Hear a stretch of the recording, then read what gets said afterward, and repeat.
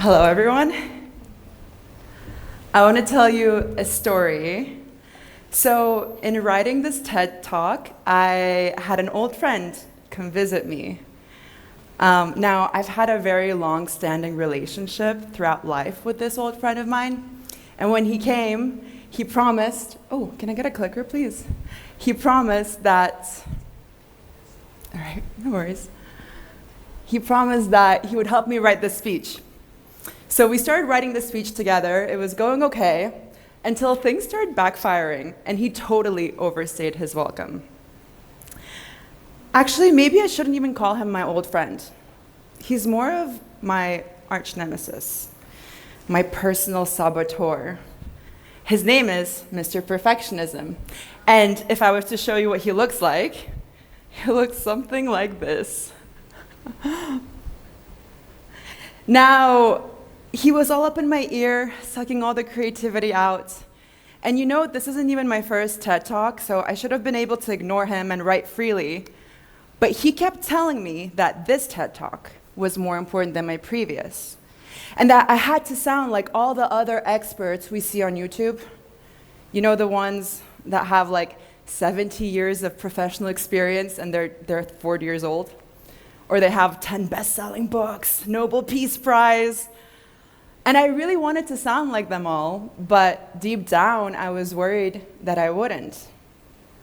So I went in circles, draft after draft, trying to perfect this important speech.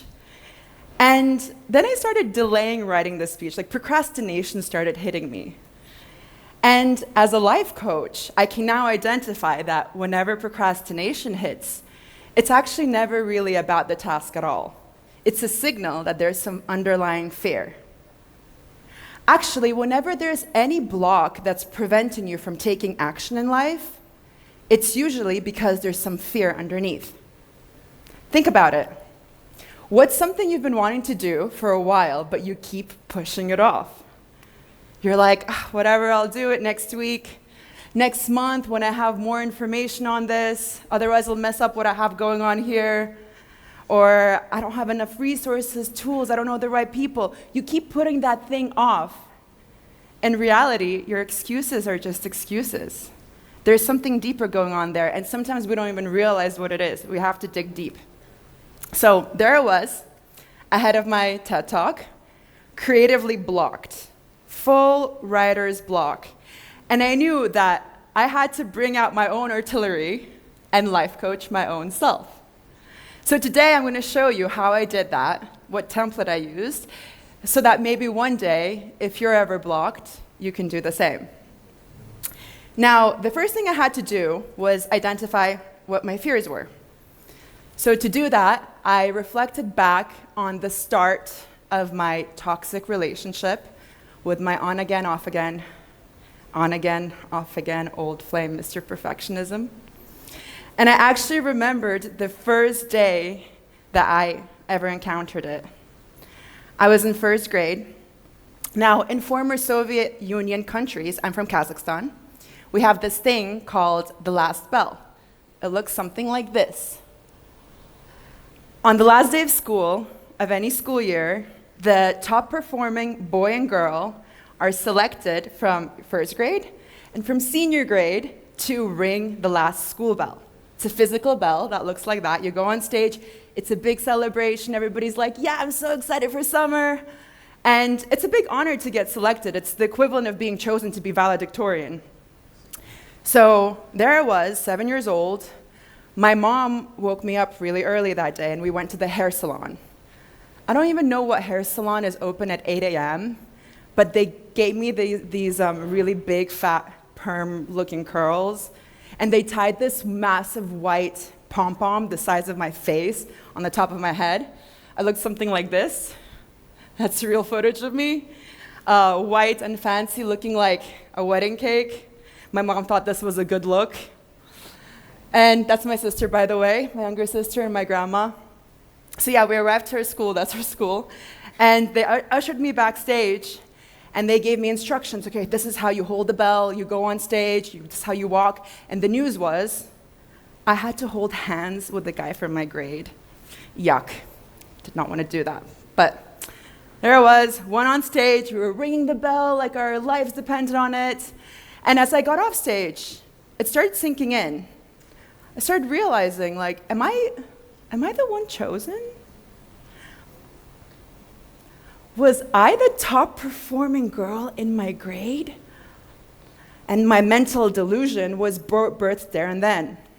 And I started thinking, maybe I can go through life with a perfect track record from that point onwards.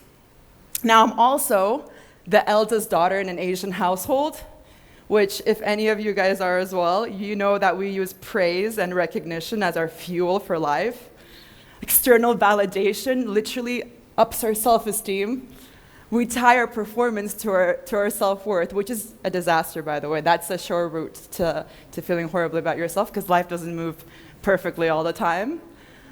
And I remember in second grade, I got a C, because the homework that we were assigned had both sides, two-sided, and I only did the first side. I didn't realize there was a back side. A C, a taint in my report card. My personal reputation death, aged 8. How could I ever show my face at home again? I went to the bathroom to cry. I remember this so vividly. I was so embarrassed about my shortcomings in front of my teacher, in front of my parents. What business does a little girl have putting this much pressure on herself? And maybe if some of you in the audience are perfectionists like me, you also remember that time you decided that you always wanted to be great, and you're really hard on yourself from that point on. So I went through life, through my academic life, that is. I was writing Miss Perfect on the margins of my notebooks like some sick person. I was, trying to maintain perfect relations with everybody at school. I was defending kids from bullies, running for student government, opening extracurricular clubs. I wanted to be the little girl that could do it all. And it worked until it didn't. Now, my perfectionism got me as far as college, I'd say. I went to Duke University, and it definitely helped me out there. But then I graduated, and something new started happening. The very thing that kept me afloat for so many years academically started becoming the thing that was blocking me the most. I was now a young adult entering the workforce. I was 22 years old, and I had big dreams and skills and interests, but my perfectionism would not let me pursue any of those. I was too scared. I felt like I didn't have enough information. I didn't want to mess it all up. I'd rather keep my big dreams away on a shelf looking pretty than attempt to start tackling them in a messy and risky way. That just didn't sit right with me. So I started taking different jobs instead. I went from job to job, but nothing ever really resonated. And in a perfectionist mind, not finding your calling on schedule is a complete failure. But I did my best, I was bringing coffees to my employers, I was doing photocopies, I did so many cold calling and cold emailing because I was in sales. And yeah, it worked, but deep inside I felt really stuck and confused and lost about who I wanted to be, where I wanted to go in life. I desperately needed a life coach. I remember being like, where do I go and find one? Spoiler alert, I became one because I wanted to learn what it's like to have all the tools in my pocket. And today, I found my calling. It's where my dreams and my passions and my skills align. Finally, eventually I did that. And today I'm on big stages. I'm a motivational speaker, I'm a life coach, but I also do moderating panel talks at big conferences, or I'm a presenter, I design amazing programs, and I meet incredible people. But the funny paradox of all of this is that all of my work only thrives in really imperfect but full steam ahead action. In perfectionism, it remains stuck, frozen, and stale. And so when my old friend, Mr. Perfectionism, came to visit me ahead of my talk, I knew I had to life coach myself. Because sometimes we have those moments of weakness, even though we realize imperfect action is the way to go. You have those moments where you forget as a human, and you're like, okay, back we go. Let's identify the fears. What's going on here? How do we unblock ourselves? How do I get creative again? So this is the template that I used. Oh, by the way, this is my 2 really scared best friends. For you, your blocks are also going to look like this. It might not say perfectionism and procrastination. It might say something else. But this visual is definitely going to be that, because it's always about fears. So yeah, my template for you and what I went through. Identify the fears.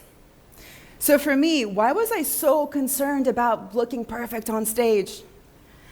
I think it's because I was worried that I was going to appear less than, that this was my shot to prove myself in my career and what I do to show that I'm a good life coach, that I have all the answers figured out like the other experts.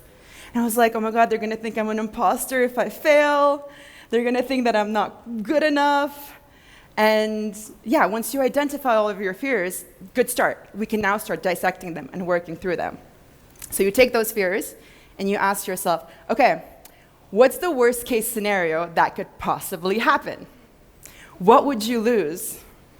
But more importantly, what would you gain? So I was thinking a lot about this. I was like, okay, if I go on stage today and if I fail miserably, horribly, embarrass myself, what would I gain? Well, actually, maybe it would be far more beneficial for young adults and my audiences to see that rather than me being successful on stage. Maybe it will serve us all better, because it's not going to stop me from keeping chasing my dreams or keep on building my career. But it will show young adults that that's part of action. You fail, you get up, you go. I'd rather see that maybe than this polished version of people all the time. So that's what I would gain. After all, what was I doing this for? That was my whole mission. That's what my job is about. And the second thing I want you to think about when you're thinking about your worst case scenario is, do you trust yourself? When you trust yourself, when you trust that you have a good head on your shoulders and that you maybe don't have all the answers, but you'll figure it out, you can find the information online, you can experiment with the solution until one of them fits. When you trust yourself, you're like, whatever, I'm going to figure it out. If the worst blow comes, I'm going to figure it out, and I'm going to improvise, and I'm going to do it all, adapt, and overcome, right? Then everything becomes a bit less scary because of this unconditional trust you have on your own self. Number 3, this is a good one. It's your strong reason why. When you have a really strong meaning for why you want to change, for why you want to do the thing that you want to do, it's going to carry you through all of the uncertainty, against all the odds, against all the risks, against all the fears. For me, my mission is to uplift young adults. I always talk about how I want them to play more, to treat young adulthood like a playground. Because somewhere along the way, because of the way the world is today, we stopped treating young adulthood like a playground and we started treating it like a performance. And that's really sad. And I always encourage young adults to, experiment, take more risks, lower the perception of high stakes that we feel because everything feels really extreme and augmented through social media, through the digital world. I always want them to lower the stakes and enjoy it more. And what was I doing instead? I was out here writing a perfect TEDx, treating it like some performance test, doing the opposite of what I want to be seeing in the world. So that led me to my conclusion. Number 4, what's your new perspective? You ran through all of these. What's your new verdict? For me, imperfect action is probably what I have to be showing young adults more, and what I have to be doing for my own self-growth. And in order to get more comfortable with that, I just have to keep on practicing it over and over. So once you identify yours, action is the way to go. Now, today I wanted to come on stage looking and portraying myself like I have all of the answers figured out. And then I realized the most important thing I can do is actually come on stage and tell people that I'm still figuring it out. In a world so obsessed with perfectionism, I want to see more realness. I'm developing these programs, but they're always evolving the more I'm learning. The more research I do, the more people I meet, the more my approach as a coach, as a speaker, as a mentor changes. And it's probably going to be that case my whole life. But we don't see that, right? We don't see that online. We don't see that in real time. We only see the polished result. People don't show you that, oh, I'm still working through it. And all of my answers, as I get through them throughout life, more and more answers are only going to come from action. And even if it's action, imperfect action on big stages like this, TEDx stages, I don't know, massive conferences, important rooms with really big shot people, imperfect action, yeah, it might involve failure and mistakes while I'm in these important spaces, but let it be that way. I wish my younger self would see that more. I wanted to be that little girl, that you saw in the white dress. She, perfect, ready, chosen, that's what she wanted to be. But then I thought about it and I realized that she went on stage before she knew anything and before she had anything figured out about life. And so did I today. And so can you. Thank you.